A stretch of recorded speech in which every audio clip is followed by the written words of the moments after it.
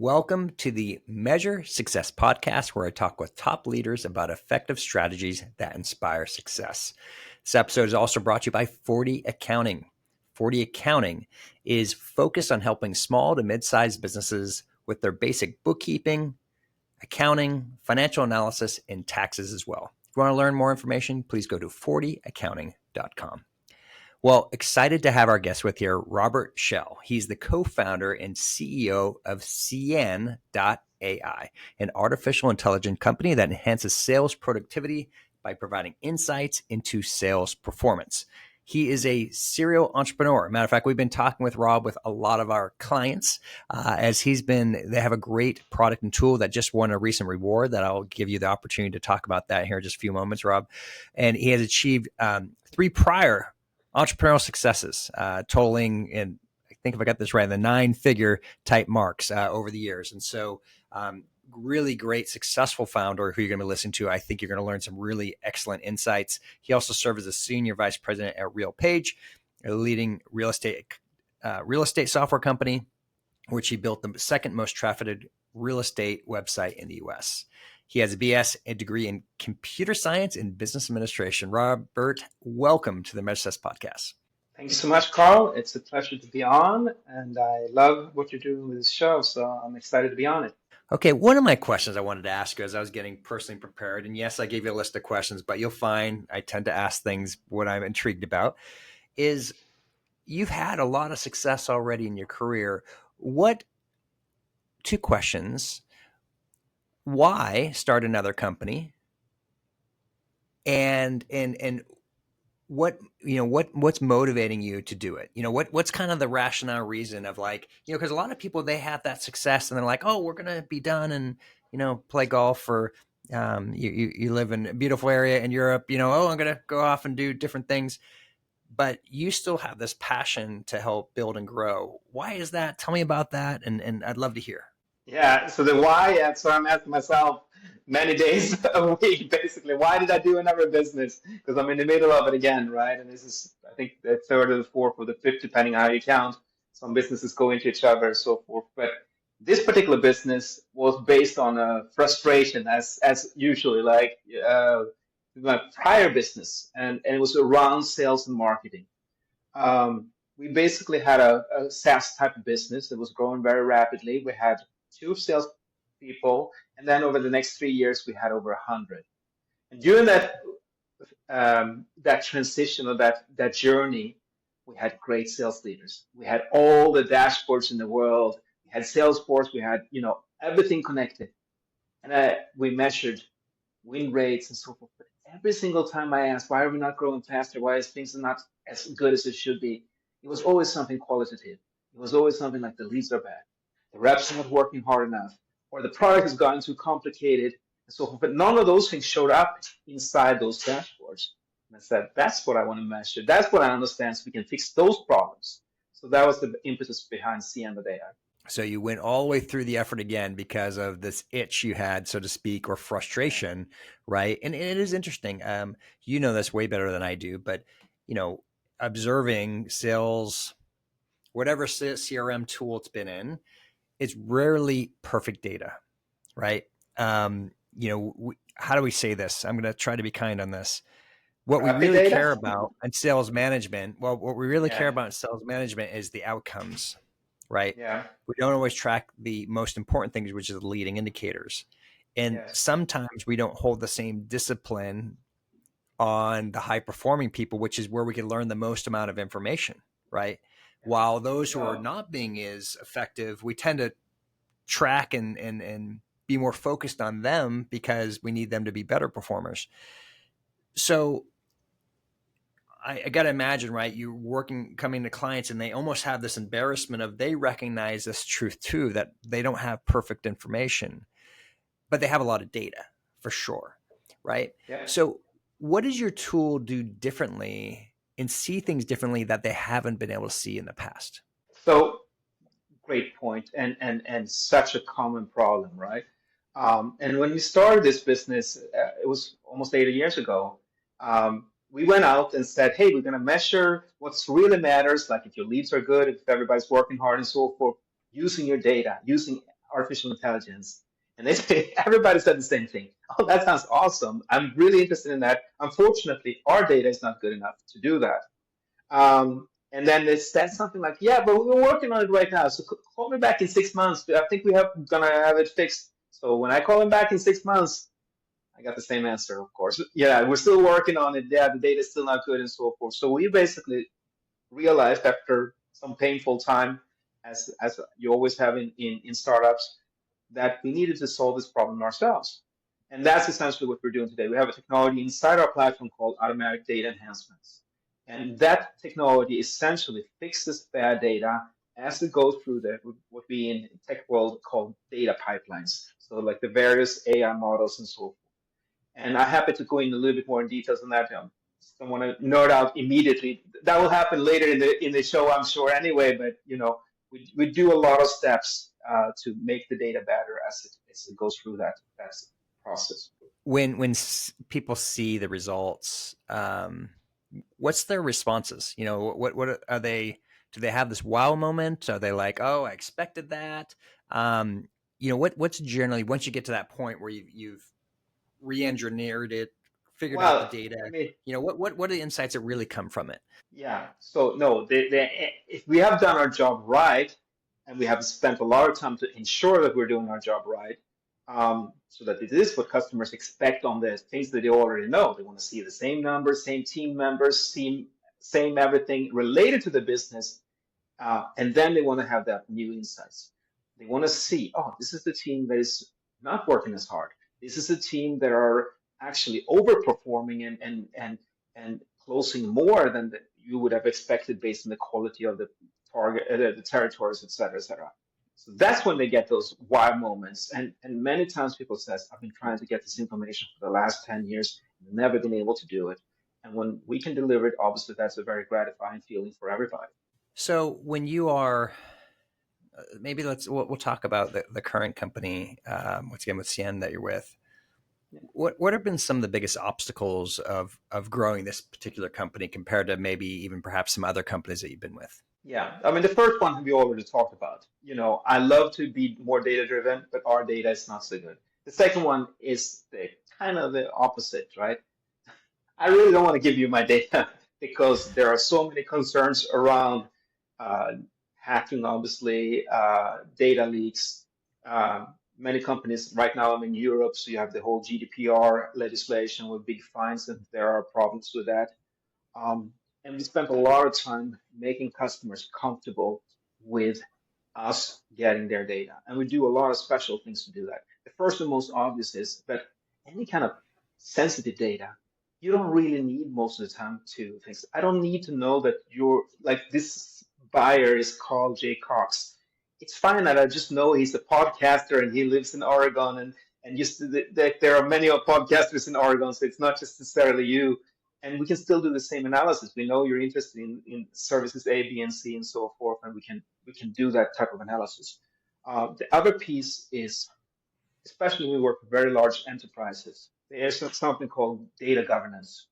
In other words, the IT department is inside that company wants to control exactly what's going on with the data.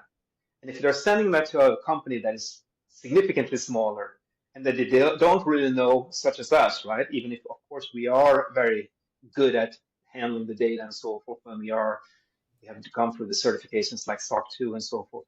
But they would much rather control it themselves. So we basically say, keep it in your cloud, and we will essentially just connect our AI models to it, write it back to your cloud. So it never leaves your cloud. It never leaves the area where you trust that you have the right controls in place. So those are the two ways we are solving these tricky problems. Okay, Robert, we're going to change some of the questions of this, of moving away Yeah, from Cien a little bit, but more talk about the higher sure. level of uh, being an entrepreneur, being a business leader, just in general, and maybe even talking about some of your past experiences. What has been like what I argue is the most important characteristic or principle to having a successful venture, right? Where you're able to actually get it through and get it to an exit. What is that? What is Yeah. it? What is that thing, right? That has worked for you in every single time you've been in a company? You have to be awesome. No, What's I mean that's that you have to be awesome. No, mm, it is much more. You're not awesome all the time. You make so many mistakes as an entrepreneur over and over again, and you look back at those mistakes, and you sometimes change entire strategies to not repeat the same mistakes you did in the last business, and thereby create new mistakes that you hadn't done before. So, I mean, the answer is very obvious and very cliche, but it's like perseverance, right? You just have to not give up when you make these mistakes, when you're sitting there realizing that once again you had done something that you shouldn't have done, or someone on your team made an assumption that was not correct, etc.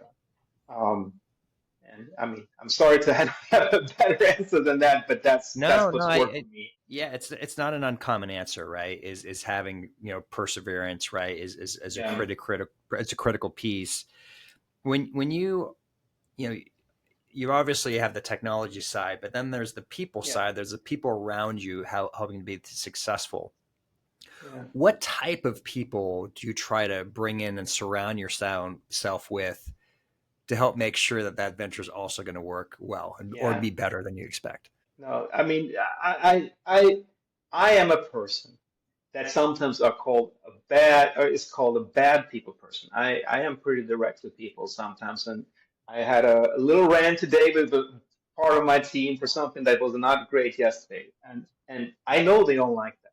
So not always perfect with people. But my personal yardstick is, would you ever work with me again? Would I never ever work with you again? And my co-founder in this business is a person that I know for 30 years, and we have two or three businesses together. My other co-founder is someone that bought my business. We worked together for a few years, so we started on the opposite side of the table, negotiating, kind of being at odds. We worked together for 2 years, and then we decided let's let's start another business together after that.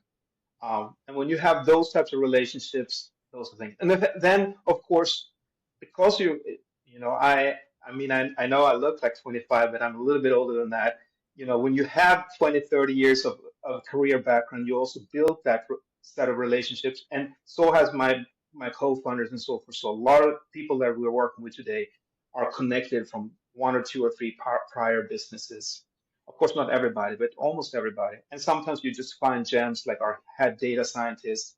She started with us as an intern, very green, 6 years ago. And today, she's just leading our entire AI practice within our Mm. business. So What is your obviously, but you're pretty sounds like you're pretty transparent, right, about what is happening, what's not happening, and whether people are like it or not. That sounds like it's one of the things that you end up doing, and sometimes not received well. Um, but is there, if people were to perhaps the people you've worked with who've stuck with you, how would they describe you? How would they describe you in terms of yeah. how you operate? It's funny. I've actually never asked that question beforehand on the podcast, but I'm Okay. curious. Well, let me see if I can be diplomatic. I think they do say that I am intense. I do pay attention to everything. They are amazed that I can keep track of their business, or like their area of responsibility, plus the other one, plus the other person, plus the other person, plus the other one. And that's just a capability that I have. I can keep a lot of details in my head at the same time. It's something I care about, and obviously I do care about this business. Um, um, so I spend a lot, like one of my biggest challenges that I'm basically spending my day as a leader of this business, helping in moving things along in each area, reviewing material, participating in sales calls, going into, a coding session with some of our technical people, and then moving on to something else. At the same time, I love to be that guy that sits in the corner and focuses the whole day on a hard technical problem myself, and I don't always get the chance to do that, obviously because of all the other things that are going on. But that's when I'm the happiest, and I had a chance to do that during the holidays. I had like 4 or 5 days of undisturbed coding, and I felt very accomplished afterwards. I'm sure no one else cared about it, but for me, it was good. So that's an interesting part behind it. In the products that you had, the technology products, how much are you the doer as opposed to the manager of it, right? So you just mentioned you're doing some coding, direct coding with some of the product that you currently have. Um, is it a combination? Is it, what's worked best for you? And of course, Well, there's always scalability challenge too, right? yeah, no, absolutely. And you were touching on something I mentioned before that sometimes you're kind of going into the next business trying very hard not to repeat the prior mistakes, and therefore you create a new mistake. And this is one of those areas. I have always been most successful when I started very, very hands-on, and then as this business scaled, you are more of a manager, more of a communicator, and so forth. And I've done that a few times. This time around, because I had such a large team in that last company and I was still around great managers, and I was like, I want to be a great manager and I want to give great management from day one, create an awesome culture. So I did not pay enough attention to the nitty gritty of the product early on. And that essentially delayed our ability to deliver a good product for multiple years because it's very, very hard to go from zero to something that people are actually using and getting value out of. And that was my mistake this time. So, perhaps next time I'll do it differently again. When you are working with your clients internally today, how do you measure success in your business? That's a great question. So, Cien.ai's mantra is measure what matters. And it's very similar to your philosophy around measuring, important things in businesses and so forth. Um, so, um, we are fortunate that in most cases, when you're a business, you know that you're successful when customers tell you and you get anecdotes and so forth, right? We actually have live feeds into our customers' data at all times. And we do a process what we call a heat map. We're looking at all aspects of go-to-market organizations, whether it be sales, marketing, customer success, and so forth. And we can find specific problems. Maybe there's a problem around lead generation. Maybe there's a problem around poor pipeline quality. Maybe there's a churn problem where revenue is just leaking away. We can see those areas, and then we can essentially see and define what we call a data-driven transformation plan. And we can see people improve on that in weeks. So it's not 6 months before you realize that your strategy did not work, but you can see every single week, yeah, we made a little bit, the pipeline is getting a little bit better, you know, and yeah, now we're not putting these, you know, dead end deals essentially in and wasting time on it. So that's how we are measuring success. And we're actually identified over $1 billion for our customers already in terms of additional revenue growth. That's value, right? What you described there. I mean, very few companies, you say they're measuring success, and often though they're measuring based on the sale of their product, but to actually go internally saying we actually can measure the success that they're having, right? Yeah. That's really powerful to be able to see that what you described there. How does, once again, I mean, maybe it's the dumb question, but do they just become kind of a customer for life? You just you were mentioning earlier. Now, describe to me, what was the award again that you shared with me before we started recording that you just Yeah, we received? just won. We just won from DCO magazine in Dallas. So part of our team is based in Dallas. Part of our team is based in Spain. So we're a global team to call it what it is. And we won an award for innovation in AI machine learning. So obviously that was very rewarding for us, but since that's our core focus. And yeah, my co-founders were there. I was accepting the award last night, so they were. And I woke up That's this morning exciting. with a text message because we did not know we were going to win it, and I was in a bad mood taking my kids to school, and I saw it, and I'm like, wow, yeah, this day is turning out okay. Fantastic. Well, once again, congratulations on Thank you. receiving that. So I'm now we're going to pop a little bit to you as an individual. You mentioned you've got 5 kids. I think believe you said you got significant other in your life. You're Maybe there's another one on the way, but yeah. yeah. I mean, you got Sorry. a busy you got a busy life outside of Yes. that you have and you work with. Um, how do you create the habits? And I don't like you to use the term balance because I don't think balance is ever the right term. Yeah. But what habits are you doing on a personal basis to help make sure you can be the most effective person you could be? Okay, so this is nerd alert times 10, right? I have spreadsheets for everything. I have spreadsheets for how I eat, how much I weigh. I have fallen off the wagon a little bit last year because we got very busy with work, so I didn't do as much exercise. But how many drinks I have. I haven't had a single drink this year, so that's something at least. Stuff like that, and then I cross-reference that with Google Maps data, so I know where I am. Writing notes about stuff, so one day I hope I can understand myself using all this data. Until then, I guess I'm just, lost in my spreadsheet. That's really interesting, though. You truly do. So you're going down and you're checking your most important indicators. I'm curious of all those things that you do out there.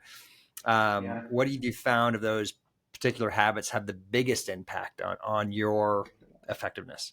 That's great. And in terms of business and so forth, I have things that I've done for 20 plus years, like inbox zero and organizing your day in the morning and so forth, right? Um, so those are, I'm sure a lot of your listeners are doing similar things. What I do on a more macro basis is that I kind of do an annual planning, and I just went through this exercise myself, and I look at four different things. I look at habits. And within habits, it's like the habits you want to start, the habits you want to stop, and the ones you want to keep going because you think they're healthy, right? Mhm. Number two, initiatives. What are the big things that I'm going to try to do this year that are different from what I've been doing until now, right? Starting something new, new financial stuff, new health things, sport, things like that. Next one is experiences. Uh, Mm. you know, Having that opportunity to spend time with, last year I was at the Bahamas with my kids, and now we went fishing on a boat, and that was an amazing experience for everybody, right? Um, some of my favorite bands like Iron Maiden. I'm a big heavy metal fan, so I saw Iron Maiden last year. That was something I'd put in for several years, but they hadn't been in the city I wanted to go to.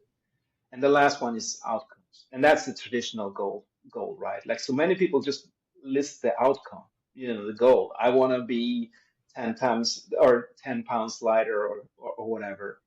But I mean, it all depends on these things that you did before, especially the habits, right? I like it how you broke out into that keep, start, stop. We actually talk about that on a Yeah. corporate basis in strategic planning. Yeah. What initiatives should we keep doing? What should we start doing? And what should we stop doing? I appreciate it how you apply that to your personal life. Also, what is a book or books? Maybe just one or two, or maybe audiobook. However you discern and read well, that has had a really significant impact you being either a leader or being an entrepreneur that has been really profound from your perspective? Um, I mean, a book that I just read so many times and I just really enjoyed reading was the book by Richard Branson, Losing My Virginity. Mm. And the reason why it's so nice is because he's just such a fun guy, right? Like everything he's doing is fun. He's doing, showing up on a rooftop, he's going across the Atlantic, in an air balloon and so forth, right? So that was really inspiring for me in trying to make business fun as opposed to, just inbox zero or the other nerdy things I just talked about. Yeah, no, good recommendation. Actually, it's interesting. I'm not sure if anybody's recommended that one, and so No? good recommendation. I think it is a good example of that. How can people connect and learn more about what you're doing? Yeah, of course. If you want to connect with me personally, go to LinkedIn, Robert Kall, as you can see, Kall. Same thing on X. Or you can go to our website for cien.ai, CIEN.ai, and of course, just connect. Perfect. Once again, Robert, thank you so much for being a part of the MetaSys podcast today. My pleasure, and thank you. It's great. Absolutely. And to everyone else who's listening, I hope you enjoy this podcast. He's a very successful entrepreneur and it has a great company, Cien.ai. If you're with the right mid and large size company where you have a lot of salespeople and you want to get better data and understand how we can be more effective with sales. And I don't know a sales leader who doesn't want that information. But if you do want to, don't look it up. But if you are one of those people, I encourage you to go out to Cien.ai to learn more. And of course, you have directly, you could feel free to reach out directly. Once again, to Robert Shell. Once again, it's pronounced Kall. I mean, written, I should say, for those who are Yeah. like looking up on LinkedIn. With that, thank you so much once again, Robert, for being on the show. And to everyone else who's listening, we want to wish you the very best at measuring your success. Have a great day.